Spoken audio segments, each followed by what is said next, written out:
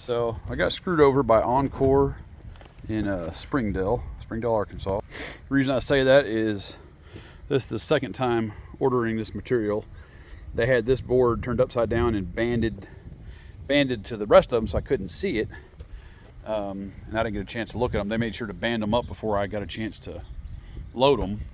The last time I ordered these boards, this is basically, it looks like the same board.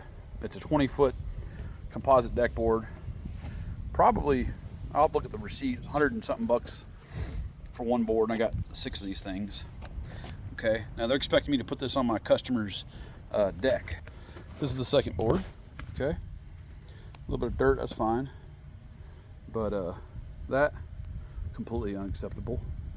So this is the second time they've done this to me.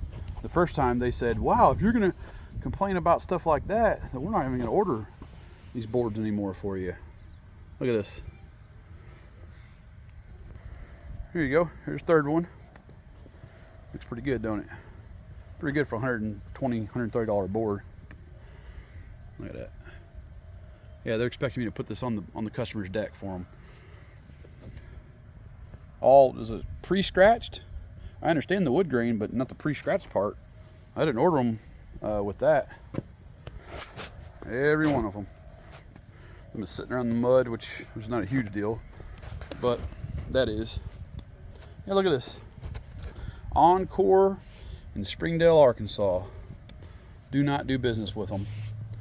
They will not honor your purchase. They told me that basically I was out of luck. If the stuff came in bad, that's just too bad for me, and that's how it comes, and it's up to me to deal with it.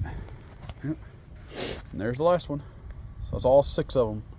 So about $700 and something, $750 worth of lumber, worth of composite decking. It's trash. Now I got to go buy it again somewhere else because they're not going to. I already tried twice now with these people, and they're not going to honor it. I already discovered that. That one might be usable. I don't know.